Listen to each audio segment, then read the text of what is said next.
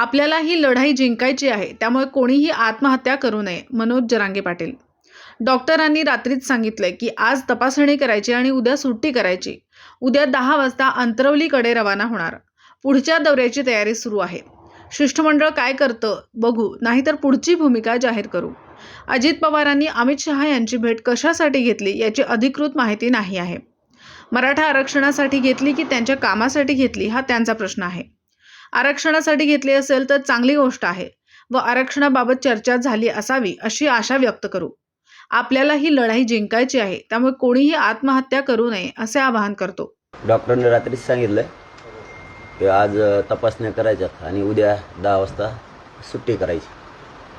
त्यामुळे आज तपासण्या झाल्याच्या नंतर काय रिपोर्ट येतोय ते बघू आणि उद्या मात्र त्यांना फिक्स सांगितलं की उद्या सुट्टी करा म्हणून, कारण पुढं 15 तारखेपासून राज्यभर पुन्हा मराठा समाजाच्या गाठी भेटीसाठी जायचं. आज तपासण्या होतील आणि उद्या 10 वाजेपर्यंत सुट्टी होऊन 100% होणार.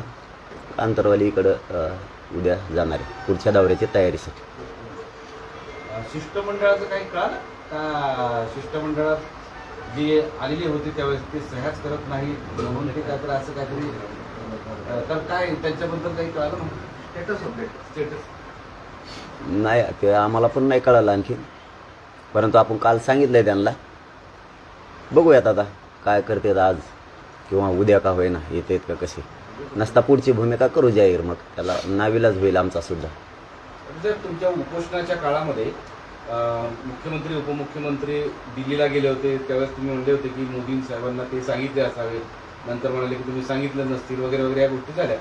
काल उपमुख्यमंत्री अजित पवार हे दिल्लीवर होते आणि अमित शहा यांची त्यांनी भेट घेतलेली आहे. आता कशासाठी घेतली ही आपल्याला अधिकृत माहिती नाही आम्हाला, परंतु आता मराठा आरक्षणासाठी घेतली, त्यांच्या वैयक्तिक काही कामासाठी घेतली ती त्यांचा विषय. आता पण मराठा आरक्षणासाठी जर घेतली असं तर चांगला विषय, पण सरसकट मराठ्यांना महाराष्ट्रातल्या कुणबी प्रमाणपत्र देण्याच्या बाबत चर्चा झालेली असावी अशी आशा करू आणि तसंच होईल. जर घडलं असेल तर, विषय झाला असेल तर, त्यांचा वैयक्तिक असेल तर आम्हाला नाही पडायचं त्याच्यामध्ये. त्यांनी मुद्दा अमित शहांसमोर मांडला पाहिजे होता का? मग का नाही मांडायला पाहिजे?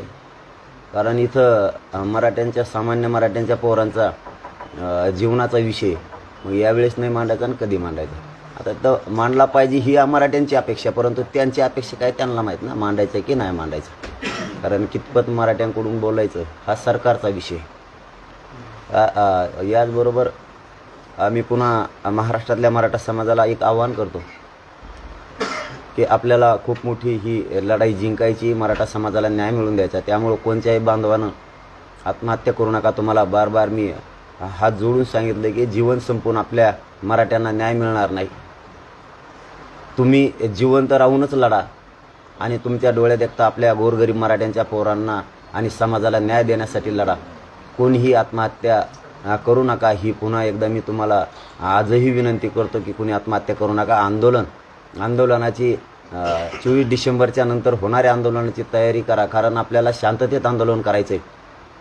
कुणी उद्रेक जाळपोळ करायची नाही, त्याची तयारी आजपासून करा. गावागावात जाऊन गावोजागे करा. प्रत्येक गावात जाऊन स्वतःहून जाऊन सांगा की 1 डिसेंबरपासून महाराष्ट्रातल्या प्रत्येक गावात साखळी उपोषण हे ताकदीनं उभं राहिलं पाहिजे. कारण आता आपण न्यायाच्या जवळ आलो. फक्त एकच आहे की प्रत्येकानं वेगवेगळ्या गावात जाऊन जनजागृती सुरू करा. मोटरसायकलवर जा, कसंही जा, परंतु आपल्या तालुक्यात, आपल्या सर्कलमध्ये, आपल्या जिल्ह्यात प्रत्येकानं प्रत्येक गावात जाऊन सांगा 1 डिसेंबरला प्रत्येक गावात गावाच्या वतीनं ताकदीनं साखळी उपोषण सुरू राहिलं पाहिजे. याचबरोबर मराठा समाजानं आणखीन एक काम करा. काहीतरी दिवाळी फराळा अशा राजकारणी लोकांच्या प्रत्येक वर्षी असतात.